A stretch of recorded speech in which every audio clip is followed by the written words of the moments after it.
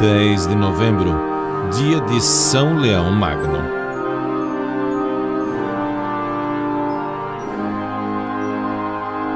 Célebre na história da Igreja pelo seu profundo saber, pelas extraordinárias virtudes e brilhante governo, São Leão foi, sem dúvida, o maior Papa dos primeiros séculos da era cristã.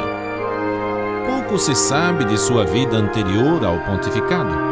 Nasceu por volta do ano 395 em Roma e ingressou jovem ainda no clero romano. Após ter desempenhado dedicadas missões sob o pontificado do Papa Sisto III, foi escolhido para sucedê-lo em agosto do ano 440.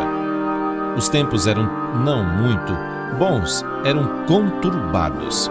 O Império Romano esfacelava-se progressivamente perante as hordas de invasores bárbaros, ávidos de saques. Também a Igreja vivia agitada por questões internas, sobretudo de cunho doutrinal.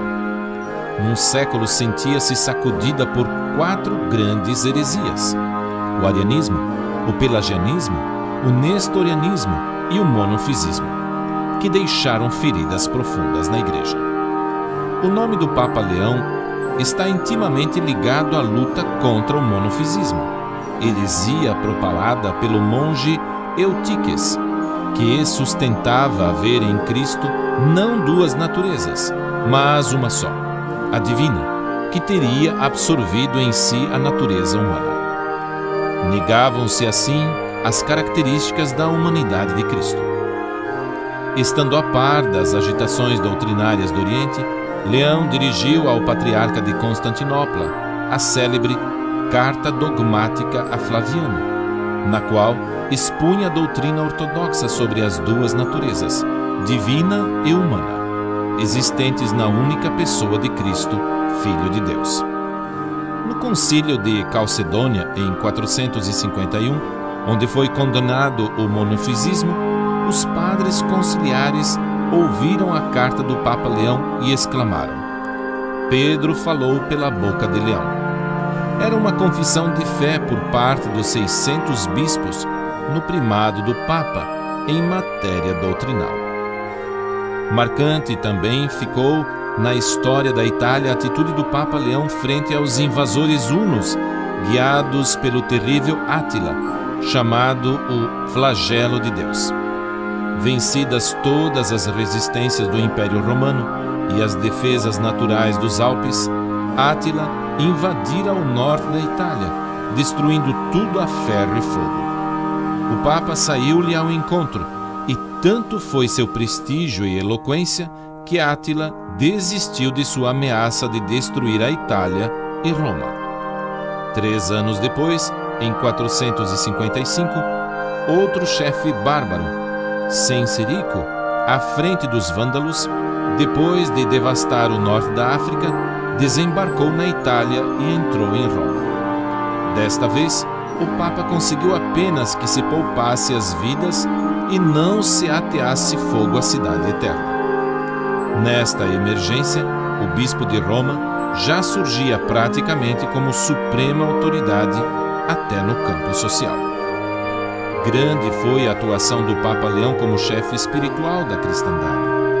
Pela oração, pelo exemplo e, sobretudo, por seus sábios escritos, concorreu para consolidar a disciplina eclesiástica, elevar os costumes do povo, conservar a ortodoxia da fé e aperfeiçoar o culto litúrgico em todo o Ocidente.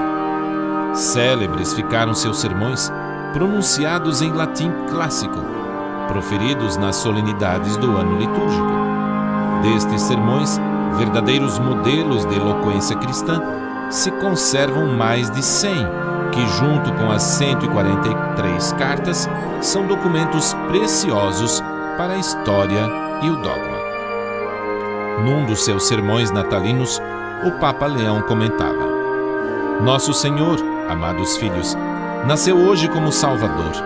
Alegremo-nos. Não pode haver tristeza quando nasce a vida.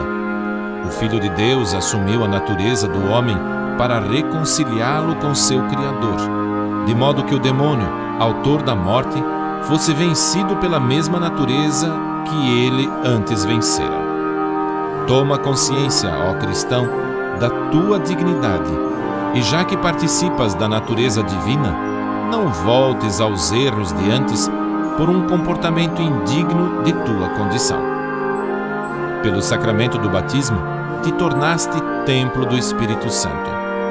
Não expulses com más ações tão grande hóspede. Não recaia sob o jugo do demônio, porque o preço de tua salvação é o sangue de Cristo. O Papa Leão faleceu no ano 461 e a posteridade brindou-o com o título de Magno, pois, por justas razões, foi ele o mais insigne Papa anterior à queda do Império Romano Ocidental e, inclusive, o que por mais tempo dirigiu a Igreja Romana até aquele período. São Leão Magno, rogai por nós.